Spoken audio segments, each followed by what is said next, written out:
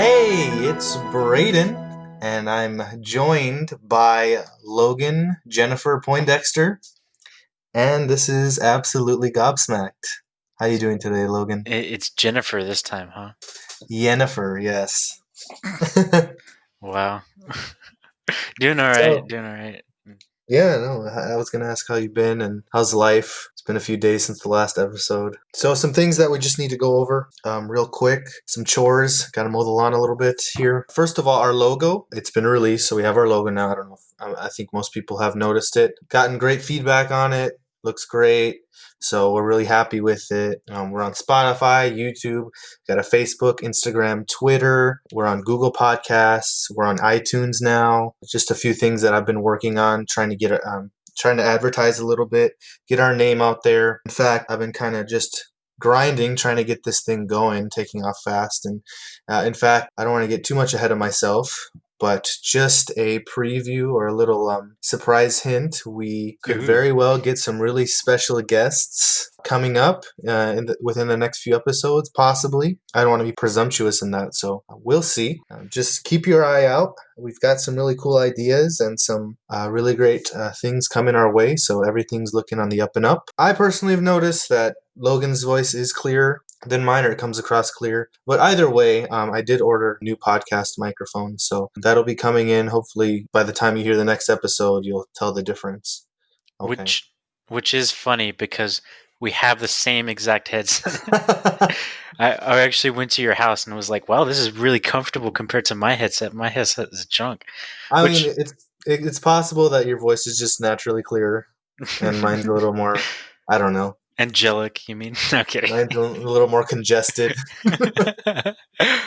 There's a reason they call me Bart Simpson. All right, let's right ahead and get into it. I'll be kind of taking over today. I did research and I watched Charlie and the Chocolate Factory. Which is rare for you. Yeah, me doing any sort of work is just not normal. Okay, so you guys everyone should be listening to this episode right now. It's a miracle. Before I get into it, I just want to ask your opinion. What do you think about the movie? Just before I talk about it. Well, and we kind of discussed this in the past, not really at any length, but if I saw this movie after the original when I was a kid and then never saw the original again, I would probably really like this movie. But it's just whenever I went back and watched it, I was like, "Oh man, the original is so good."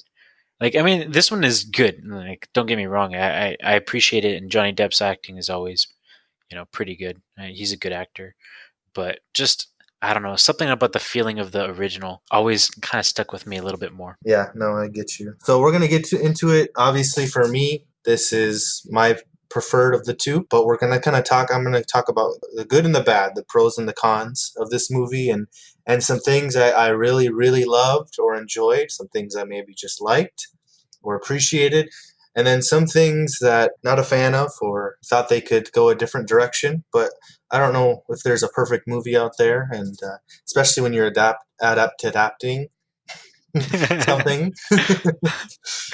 It's always going to be even more opinions because you have something to compare it to, like we talked about last episode. Okay, so first off, obviously we start off with Charlie. It kind of starts rather quickly with his grandpa telling him about his story of working with Willy Wonka. First at his first shop. Basically, he was there from the beginning. He tells Charlie about the factory that opens up and that he was able to work there, and then there was spies that started to sneak in and steal his recipes.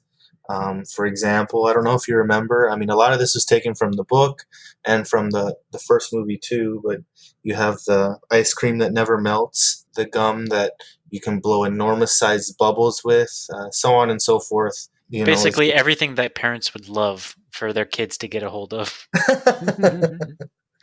Yes, exactly.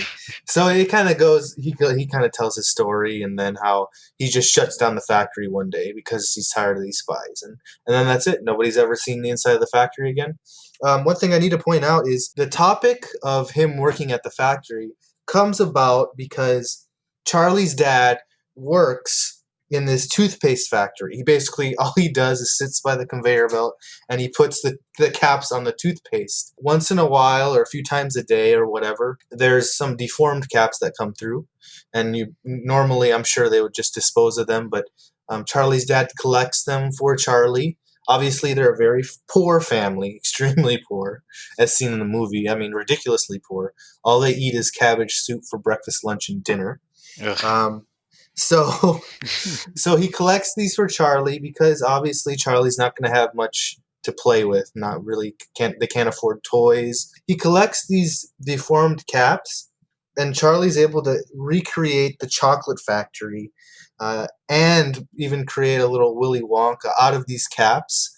And so his dad gives him basically the last piece he needs, for Willy Wonka's head. It's the perfect piece, so to speak. It's funny because he finally finishes the factory, and that's when the grandpa decides to disclose to Charlie that he worked with Willy Wonka. This whole time, Charlie is building the chocolate factory, Willy Wonka's chocolate factory, and he had no idea that his own grandpa, who just lays there all day, actually worked for Willy Wonka from the beginning, like for the longest time. How does he not? How did this never come up before? That's what I want to know. He's just like watching him. He's like, "Oh, maybe I should tell him." Be like, no, let's wait until they make a movie first before I bring it up.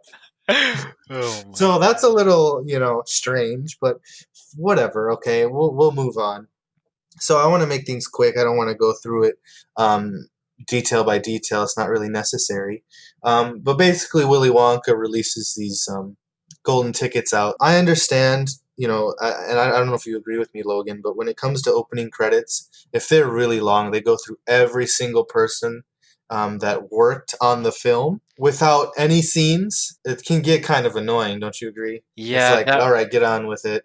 well, and that kind of reminds me of the old Western movies, right? Where Right. where it's like kind of zoomed out, and as they zoom in, they're like rolling half the credits, and you're kind of like, oh man, I wish they would get these words out of the way because I want to see what's going on. Because they're like they have this awesome shot of like a zoomed out Western scene with like a horse riding into the distance. And it looks really good, and you're like, "Oh man, when are they going to get to the action?" And then, 10 minutes later, the movie starts. So yeah, I got Yeah. you. Although, and you notice they don't do that in movies anymore. I mean, No. people have such a short attention span nowadays.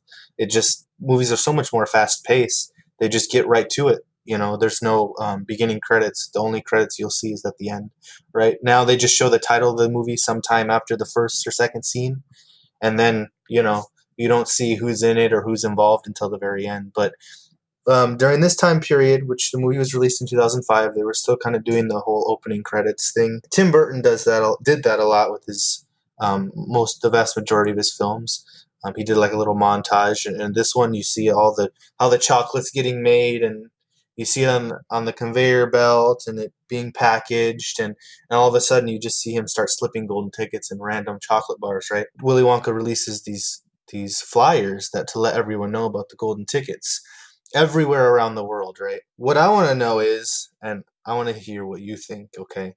Okay. So we already know that there's Oompa Loompas working in the factory. That's kind of how the factory is running, right? Because Grandpa Joe, that's the name of the grandpa that worked at the factory, said that one day the smoke started up again from the smokestacks, and he started making chocolate and candy again. But nobody has got their jobs back. So Mhm. now, eventually you find out, and it's pretty much known to everyone, even before you watch the movie, that the Oompa Loompas are the workers in the factory, right? Yep, yep, yep. Well, if you notice, when Willy Wonka releases these flyers pretty much in the middle of the night, you see these guys on bikes, and they're not Oompa Loompas, okay? So can you explain to me who these people are and how they have the inside scoop on the flyers and that they need to be released? Ooh, that's a good one. That's a good one. So Yeah, a minor does plot he hole. Well, does he? It's just missing information. Who are these people? True. Because they're obviously not Oompa Loompas if you really look. And so they release these flyers, right? They go out on their bikes to the factory and they start stapling flyers to the telephone poles, right? Old fashioned way. People still do it for missing pets and whatnot. Yep, yep, yep. Who are these people? How did they get hired by Willy Wonka? Is it like a third party company that goes out in the middle of the night for people and releases flyers. I mean, Imagine that having that as a job too. Like you're just like this like mysterious man comes to you and is like, "Look, I own a chocolate factory, okay, and I need you to distribute all these flyers because I'm gonna give away my factory. If somebody wins gets a bar of chocolate that has a golden ticket in it, well, you'd be like, who are you? I doubt he told them anything about True, someone true, owning the factory. I bet the information they got was very, very minimal. Basically, what was on the flyer, right? true, They true. were basically, here. You need to go and release these flowers. I always say random stuff like that. Here they are. Here's some cash, and here's the flyers, and go skedaddle. Yeah, I was just wondering, like, where do these people come from? Who are they? Just, I mean, it's not super major, but I wanted to know, right? Okay. So eventually, kids keep winning the tickets, and Charlie, his parent, they're first of all, Charlie's so poor, his family's so poor, that for his birthday, all they can really afford, and they can only afford this once a year. It's a special occasion, is one Willy Wonka chocolate bar. So they get him one for his birthday, and obviously, it's not going to have the golden ticket because that's not how movies work. You're not going to, if you're going to win something, it's not going to be right away, most likely. Then later on, his grandpa has a little secret stash with like a dollar coin, I guess.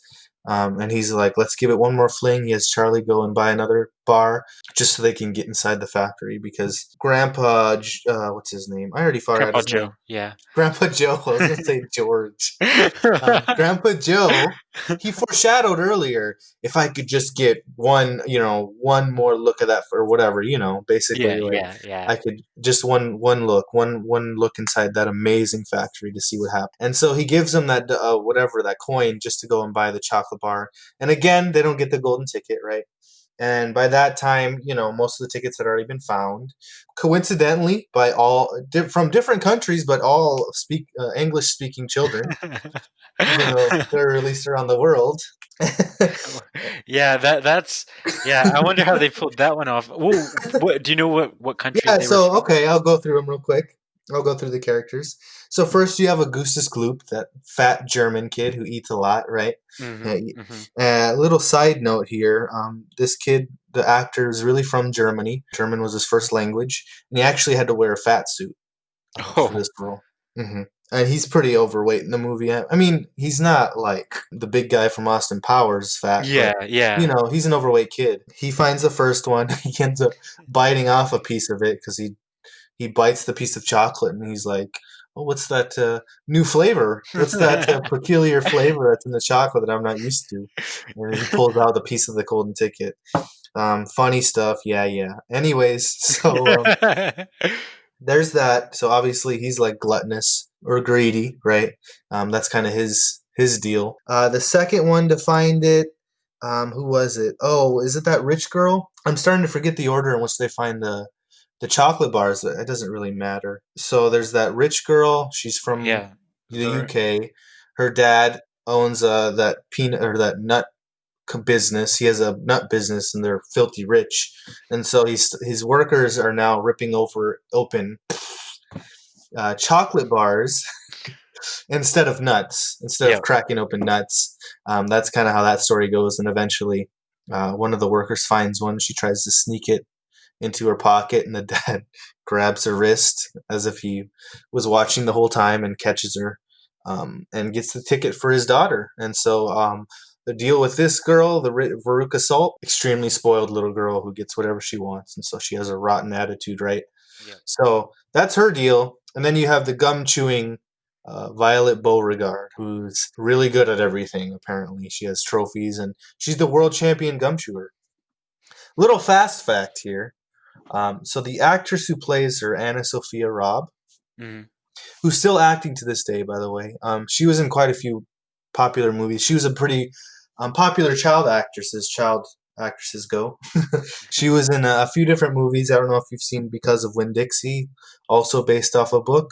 Have you? I don't know if you've seen that movie before. No, but I do remember Bridge to Terabithia, Yeah. and So Because of Winn-Dixie came out in 2005. And then you have Bridge to Terabithia 2 years later for her, which was a big movie for kids at the time, and one of the most depressing children's movies I've ever seen in my life. But anyways, right, moving Disney on. man. So there's that. So she's a popular actress, and well, she becomes one. She's still relatively new in this movie, and she's a gum chewer, and she's overconfident, and she has a pretty nasty attitude too. And then there's Mike TV, who I think is hilarious. I don't know about you, but the kid who's super Yeah. smart, super high IQ. He finds the he finds the golden ticket. He only needed to buy one. Apparently, he cracked the system, as Willy Wonka says. I thought it was hilarious. He's like, he knew. Everyone's introducing themselves in the chocolate factory. I know I'm getting ahead of myself, but anyways, everyone's introducing themselves in the chocolate factory. Like, I'm Baruch Assault, and I'm Violet Beauregard, and I'm the kid that's gonna win this thing. Yada yada yada. And he's like, oh, I don't care. Willy Wonka's like, whatever. And then he turns around. He's like, you're Mike TV. You're the one who cracked. You're the little devil who cracked the system. So he basically cheats to get his golden ticket because he's super smart. I don't know. He had the advantage there, but I thought that was hilarious. But he, in his interview when he wins, he basically says that he hates chocolate and candy. Why would he be interested in getting the golden ticket?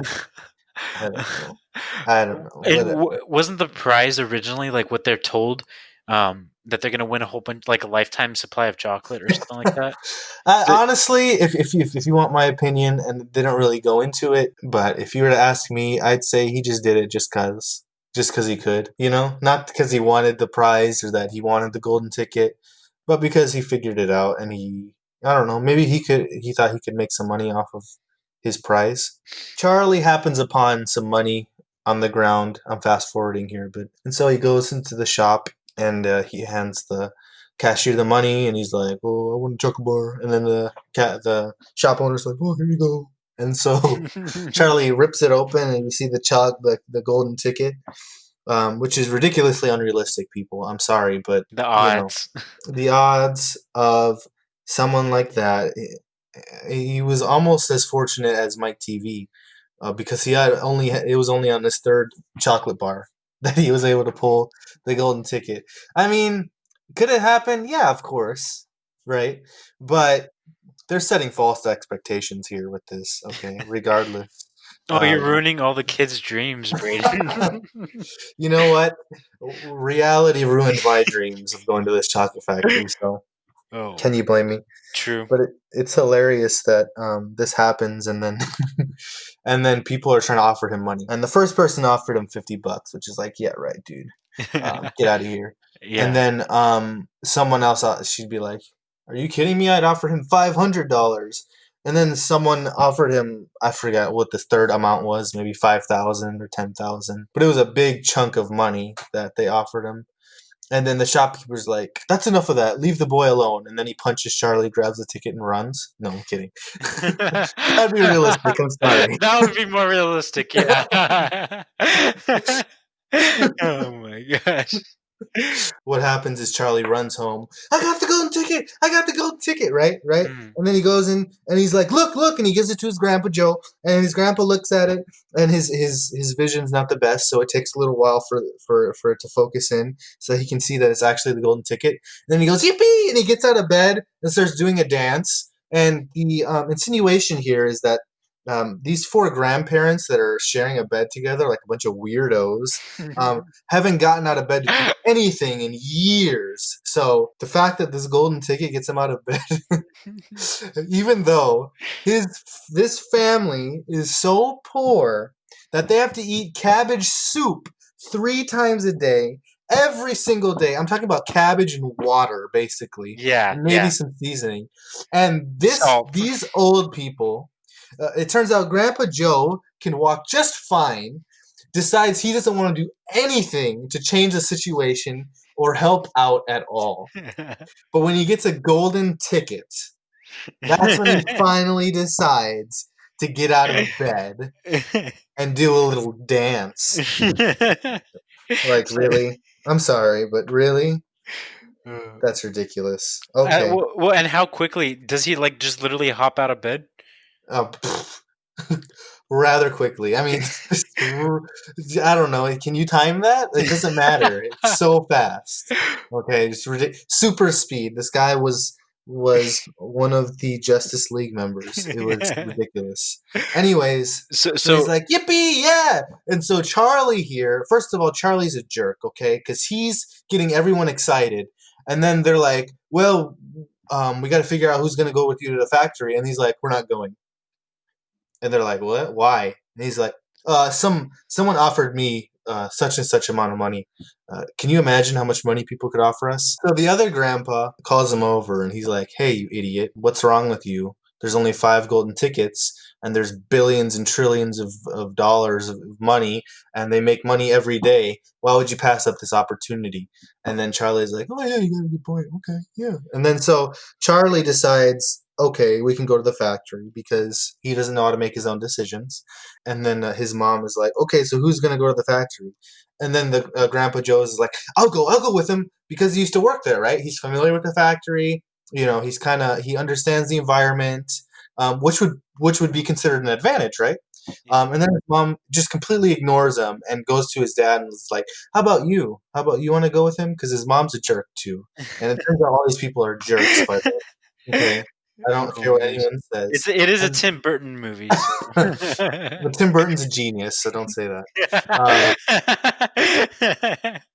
so the dad's like, well, I guess the dad's not so much of a jerk because he's like, well, Grandpa Joe does know a lot about the factory. He used to work there, and he really wants to go see it, yada yada yada. And they have And to add so conflict. whatever, okay. That doesn't change the fact that the way they do it makes them jerks. Okay, I don't know if anyone agrees with me or not, um, but you're listening, so you have to hear what I have to say. Yeah, they go to the factory. Willy Wonka is a psychopath. You know what he reminds me of? Hmm. And I think this was his inspiration. Okay, so for the time period, he's definitely taken inspiration from Michael Jackson. Okay, and let me tell you why. All right, and let me tell you how and in what ways I see Michael Jackson in Johnny Depp's iteration of Willy Wonka. Okay, Oh first of yeah, all, yeah, yeah. No, I know exactly what you're talking about, but okay, yeah, let me explain for everyone else who doesn't. Both of them are extremely socially awkward. Both of them are creative geniuses. I think everyone can agree with me on that. Michael Jackson, when it comes to music and dancing, he was extremely talented and fantastic at creating music and performing. And Willy Wonka, he's a genius too. I mean, if you go into the backstory of this movie and you look, kind of pay attention, um, he's on his own as a kid. He leaves the house like an idiot. But he's a kid, so I'll let that slide. So he leaves and does his own thing, and he's able to create this huge empire of a factory and his brand name. And he yeah, also reminds me a little bit of if we want to do more modern, Elon Musk. Okay, um, yeah, yeah, really great genius. Not the best, speaker, but it's hard to understand some of the smartest people, right? So Wonka's kind of just everyone's not at his level, and you can tell nobody's really at his level the whole movie. None of these kids, none of these parents. He's just ahead of the curve, right? yeah. Socially awkward, few screws loose. Yeah, definitely. But he's also a genius who knows what he's doing and he knows what he's talking about. And I think that's kind of the way this movie works is he's one step ahead of these nasty rotten children, and so whatever happens they deserve it, and he's got everything under control. Okay, so basically they all get knocked off one by one by one by one by one. It's weird because the question is, did he plan on any of this happening? Was this all coincidence that these kids kept getting knocked off? I mean, the goal was to have one last person standing, right? Yeah, yeah. Well, and two, like some of the stuff was kind of set up for the kids to fail. Like like with the first one, it was like I guess that's what I kind of prefer about the first one too. Is everything was kind of set up, yeah, for the kids to fail, but he didn't throw it in their faces. If you get what I mean. I think with Violet Beauregard, he definitely threw that piece of gum in her face. Yeah, She's the world champion gum chewer, and they go to this laboratory and he produces the piece of gum, and he doesn't give any warnings ahead of time, right? He yeah, makes it super appealing, and then when she starts chewing, he's like, little girl, and then he starts kind of hinting at that there's a problem with this piece of gum. Now it's her fault for not listening, right? yeah, She's yeah. still a A a stupid huge kid. yeah, jerk face, but she was still set up to fail. True, true. I mean, they all were. How do you expect the fat kid not to drink chocolate from the chocolate waterfall river? It's just how it works. Every time I go to a factory, the first person that drinks from the chocolate waterfall river is the fat kid. That's always how every field trip, every single time we went to a field trip, it was always that's just how it is. He So knew. He knew. He was like, "Look, yeah, I saw the original Willy Wonka and the Chocolate Factory, and I know how this works." that would be interesting.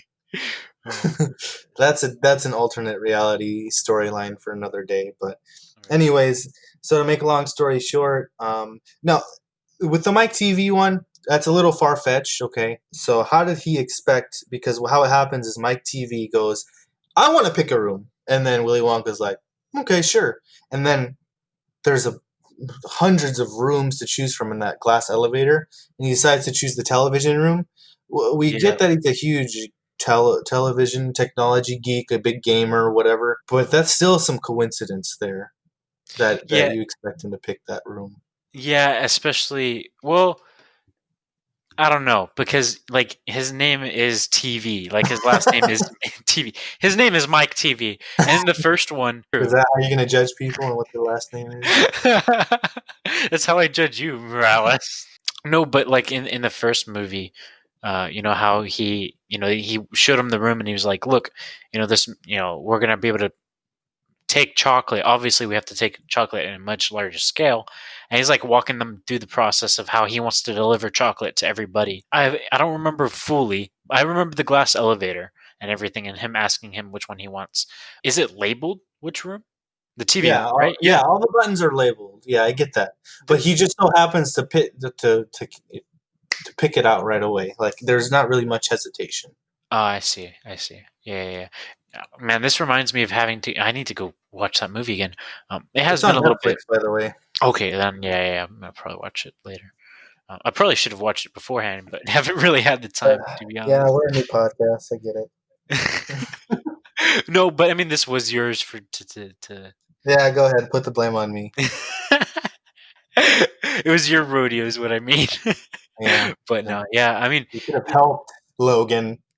Anyways, I did watch it by the way because it was on Netflix. But anyways, so not only is it a coincidence that he picked the room, but the way the events unfolded is really quite a coincidence. How do you expect a kid? I mean, you can hope for it, but like you'd true. really have to hope for the kid to just go, "I want to be in that machine and go into the TV." I sound like a little kid. I want to go in TV. Let's go. Well, Anyways, so yeah, and just the scene with the glass elevator. I might be remembering it incorrectly, but from what I remember, it was as if like it was like World War II, where like flak was blowing up and stuff in the background. That's what it looked like. Like I would have been like, no, this is really cool right here, right now. But yeah, I guess I gotta agree with you with a whole bunch of buttons and it being like a big glass, elevator, literally, having just a whole bunch of different buttons for him to find specifically the TV button and then click yeah, that no, I one. get you. Yeah, yeah, So, anyways, lots of coincidences in this movie. His backstory was interesting. What do you think about them adding that backstory for Willy Wonka, where he's a? By the way, okay, it was a little exaggerated his backstory, and there's a reason for that. Okay, he has those huge braces, right? I think a lot of people. I don't know how many people. I don't want to assume, but I yeah, feel like a lot of people miss the fact that his memories are going to be distorted as a child, especially if this is the first time he's kind of going back in time. He has these little moments where he has flashbacks. But if you notice at the end of the movie when they go and visit his dad again, and you see a picture of young Charlie, it's nothing like how the flashback Charlie looks. yeah, Okay? So it you, just shows that he was kind of over exaggerating how bad his childhood was, yeah, just in his mind for people. I don't know if anyone caught that, but apparently his dad, I mean, obviously he was a dentist. He was very strict on no candy, no sweets, which I'm sure is true. But I do feel like not only was his look exaggerated, but kind of how mean his dad was.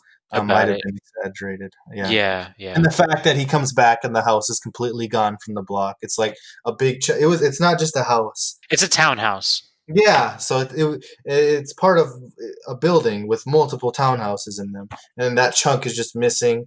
I believe that's exaggerated, although I don't know. At the end of the movie, they go and it's the only one there, as if it moved. So that part's a little weird. Whatever. For plot Relevance. relevance, we're gonna just completely move this house. But Just so no, yeah. everyone knows, we don't know how to speak English. No, no English. No. Muy poquito español. What? I don't know. Okay, whatever. anyways, back on topic. With with that storyline, I thought it was very bizarre. I thought it was very Tim Burton esque. You know, it was kind of like out there. You don't really think of that as being like a kid's idol. I suppose is the best way to put it. Well, I get.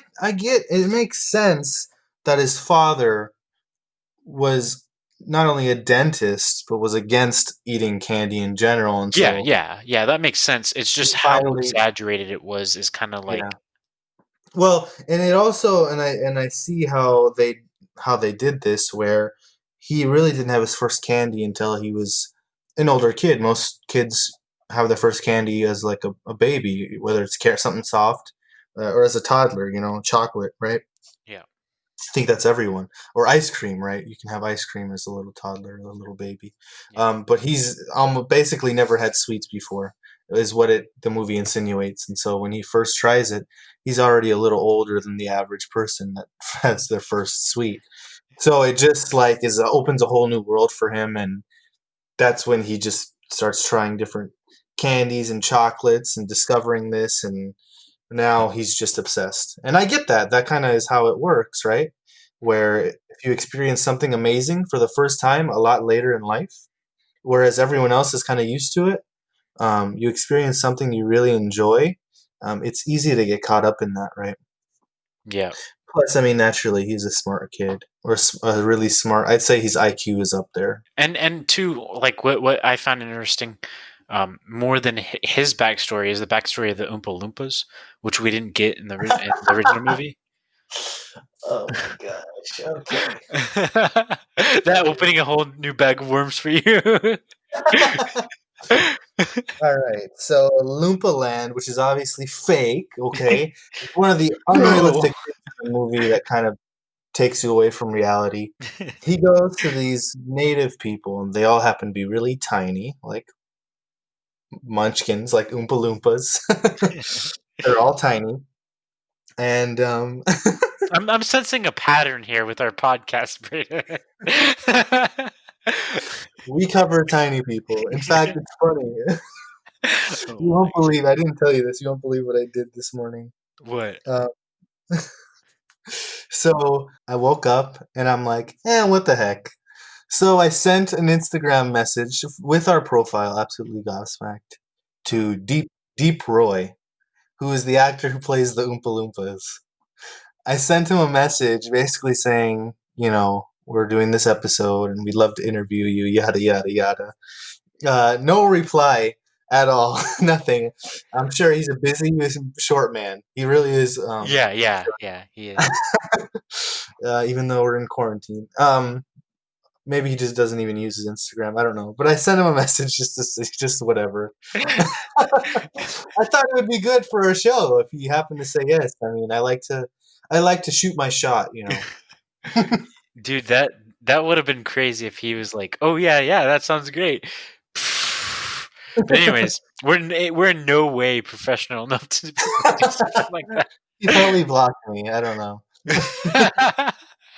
So, I do want to throw in some fun facts about Deep Roy now that we're talking about him. Okay. First of all, as I mentioned in episodes in the past, he was the only one to play an Oompa Loompa, and they kind of CGI'd the rest of them in. Mhm. So he played all the Oompa Loompas, him on his own. Okay.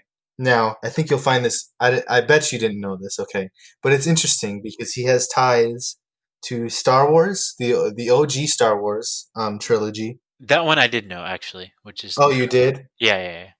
Okay, and then he has ties to Star Trek, the newer ones. I don't know I if you did knew not that. know that. Oh, Um, was he the little the like the guy that the alien guy that looked like a piece of coral? yeah, he was friends with Yeah, yeah, with Simon Pegg. yeah, Yeah, yeah, that's yeah. him. Oh, yeah, yeah. Oh, that's cool. Yeah, yeah, yeah. I And guess I knew he looked like he seemed familiar with his little mannerisms, but I was like, who? Like you don't really think about that. You know what I mean? what do you know about him in Star Wars? I'll go ahead and because I have the information here. So he was in Empire Strikes Back. He was a Yoda stand-in. Okay, so he did basically a lot of some of the stunts because obviously Yoda's a puppet Yeah, in yeah, the OG, right?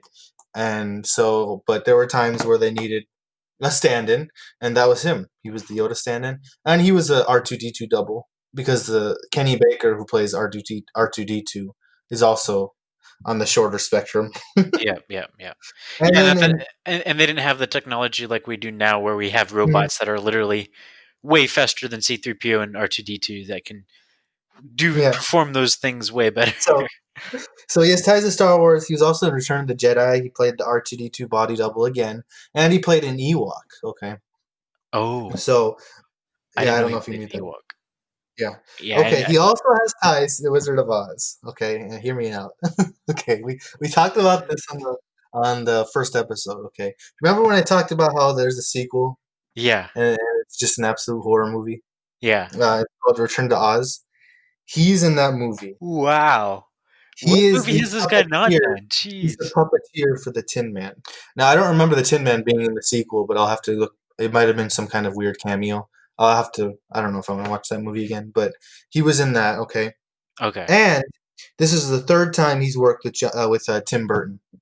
Okay, he was in Planet of the Apes, which is directed by Tim Burton. I don't know if you knew that. Uh-huh. The one from the early 2000s. Yeah, yeah, yeah. Oh, He is that the worked. one with Mark Wahlberg, or is Yeah, that and okay? so Okay. Charlie's mom, Helena Bonham Carter, Uh-huh. the actress who plays Charlie's mom, was in a relationship with Tim Burton. At this time, she was in a relationship with him for quite a few years. She plays the love interest monkey in Planet of the Apes. I don't know if you knew that. No, but I knew that she was in The a one lot that of he Tim kisses Burton's is really movies. weird. I still think that's just weird that Mark Wahlberg kisses a monkey. That was just an odd movie for all of us. But yeah, you know, Anyways, we're getting off topic. So his yeah, we second are. second Tim Burton movie, he was also in Big Fish, which I don't. If you haven't seen it, that's probably one of Tim Burton's best movies, and more grounded, not so out there compared to his other movies. Big Fish is really a great movie. And If you haven't seen it. it's really not what you expect. That movie Yeah, is a pretty good movie. yeah, no, Big Fish is starring Obi Wan Kenobi and from the newer movies, Ewan McGregor. I think that's how you pronounce it. Great actor, and it's a great movie, so I recommend that one to you. And then he's in Star Trek. He plays the name of the character is Keenzer. But I wanted to ask you how much do you think Deep Roy was paid for this movie to play the Oompa Loompas? Just one random guess. Okay, well, do you mind just for reference? Because I don't really know how much movie actors are paid. Like that's not something I look into all the time. 5 million. Oh, not bad. He's paid a million. Oh, He's okay. paid $1 million Yeah. to play the Oompas. Fair, not fair. Oh I well, think well, anyone would take that. yeah. No, actually, now that I think about it, that was like 15 years ago. So no, yeah, Right. yeah. That's probably pretty fair. I was thinking a lot more of more modern. If like that came out to like this year, probably he probably would have been paid like more like 5 million. So some other fun facts here, because we all know how the movie ends. I don't really need to go through it, but Charlie wins, gets offered the factory, says no because Willy Wonka says no. Of course you can't bring your family because Willy Wonka is not used to having a family with him. He's like, you got to do this on your own, like I did, basically. And Yeah. so the solution is Charlie goes and meets his father for the first time in years, who's played by Christopher Lee, who Count played Count Dooku. Dooku. Yeah, in Star Wars. It's Yeah. weird. They had all these connections. And then the kind of movie ends with Charlie and Willy Wonka and his whole family. They live in the factory in a replicated. They recreate the same house, house without a roof, but they just bring it into the factory, which is like why that I don't get it. Come on, like I guess they're staying modest. I don't know. You I don't can't know. really stay modest living in a chocolate factory. Yeah. So, so a few more fun facts. The squirrels in the movie, real or CGI? Oh, those are CGI. They might have. Okay, wait. Let me explain myself a little bit more. The squirrels, the close-ups, CGI, but I think a lot of the like far out shots where they're just kind of running around and milling, probably Mm-hmm. real. They trained 40 squirrels, Oh my not only to gosh. crack the nuts, but they trained 40 of the squirrels to jump on the girl in the movie when she gets dragged into the little pit. They also did CGI some of the squirrels, but they actually did train squirrels to be in this movie, which in it itself is pretty amazing to me. I don't know. Whoever you talk to, I think that would be pretty cool, right? Oh my gosh. Yeah, imagine the patience of having to do that with 40 different rodents. Oh my. Well, they have animal trainers and to do that, and so that's kind of their job. So some other quick facts here: Willy Wonka's boat, it's a real boat. In fact, most of the set was real, just like in the original one.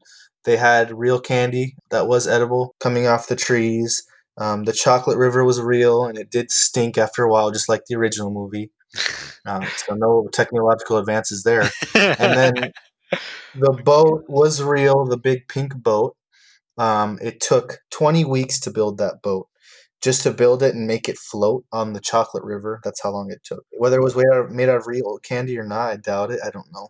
So there was quite a few actors that were up for the role of Willy Wonka. Just a few of them: Jim Carrey, Nicolas Cage, Dwayne the Rock Johnson. No, no joke. Really?